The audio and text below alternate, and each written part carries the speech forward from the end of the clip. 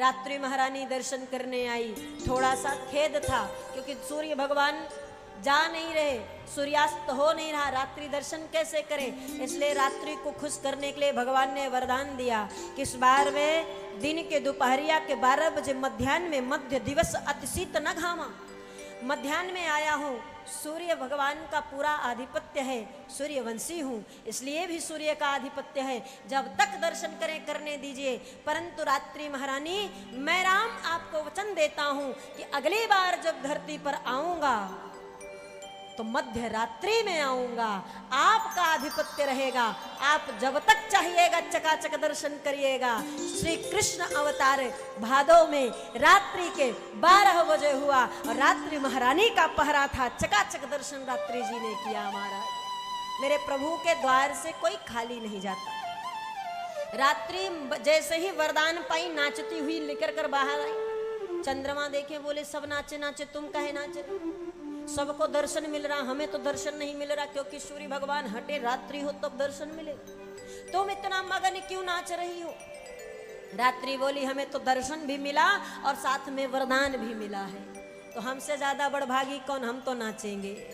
चंद्रमा भी लुकते छिपते पहुंचे और महाराज राम जी से कहते, हे प्रभु, सुना था पद प्रतिष्ठा पा करके लोगों को मद हो जाता है, लेकिन आप तो भगवान थे। लेकिन महाराज चक्रवर्ती दशरथ जी के लाला बन गए, राजकुमार बन गए, तो आप अपना स्वभाव भूल गए। भगवान ने कहा कौन सा स्वभाव? बोले आप करुणा निधान हो, दीन दयाल हो, दीन बंधु हो, करुणा निधि हो, इतने सारे नाम आपके हैं। क्यों हैं? क्योंकि आप हो, करुणा करते हो, कृपा करते हो, दया करते हो, इसलिए। लेकिन अब ये नाम सारे त्याग दीजिए। क्यों? क्योंकि मुझ दिन पर आपको दया नहीं आ रही है। अब आप दया नहीं करना जानते। भगवान ने कहा चंद्रदेव, हम जानते हैं आप हमसे नाराज हो रहे हैं, लेकिन आप ही बताइए हमारी क्या गलती है? अब सूर्य भगवान नहीं हट रहे तो हम क्या करें? प्रभु सारी माया आपकी ही है।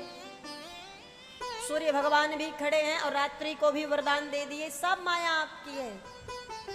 राम जी ने कहा कोई बात नहीं, आपने प्रतीक्षा किया है, आपने इंतजार किया है और उसका फल आपको भी मिलेगा। चलिए आपको भी वरदान दे देते हैं। चंद्रदेव ने कहा क्या देंगे प्रभु?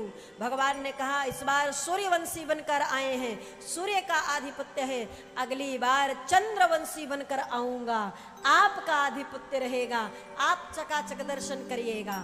कृष्णा अवतार चंद्रवंश में हुआ है। लेकिन चंद्रमा को ये बात अच्छी ना लगी। बोले प्रभु, महाराज दशरथ जी जो मनु थे तो इतनी तपस्या किए, तब उनको आप 60,000 वर्ष बाद पुत्रेष्ठ यज्ञ के पश्चात प्राप्त हुए, और अब कहते हो अगली बार पता नहीं कितना लंबा इंतजार हमको करना पड़े, ये त्रेता जाए द्वापर आए, द्वापर में पता नहीं कब आ पाओगे। इतनी लंबी प्रतीक्षा हमसे नहीं हो पाएगी। भगवान बोले फिर क्या चाहते हो? बोले प्रभु यदि मैं अपने मन इच्छित वर मांग लूं तो दे देंगे? राम जी बोले मांगो।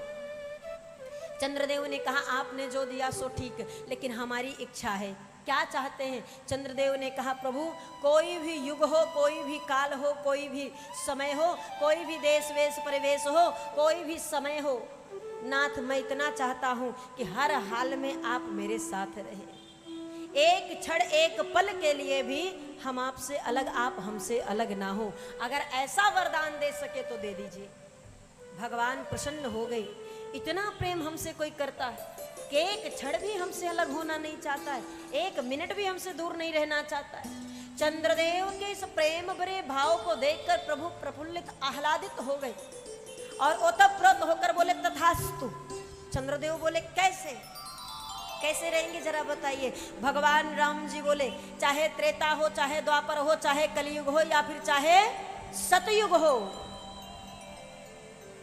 इस जब तक ये धरती रहेगी, जब तक ये आसमान रहेगा, जब तक चांद सितारे रहेंगे, ध्यान रखना चंद्रदेव, जब तक दुनिया रहेगी, दुनिया में राम नाम रहेगा, तब तक कोई हमको आपसे अलग नहीं कर पाएगा। ये राम रहे ना रहे धरती पर आपसे अलग होकर के नहीं रहेगा। राम नहीं रहेंगे तब भी आपके बनकर रहेंगे। बोले कैसे प्रभु? बोले आज के बाद दुनिया सिर्फ राम नहीं कहेगा, मुझे रामचंद्र कहकर पुकारेगा, और जब तक मेरा नाम राम लोग लेंगे जाओगे तब तक तुम्हें जोड़कर चंद्र पुकारेंगे और मुझसे अलग तुम कभी भी नहीं हो पाओगे। प्रेम से बोले श्याम रामचंद्र भगवान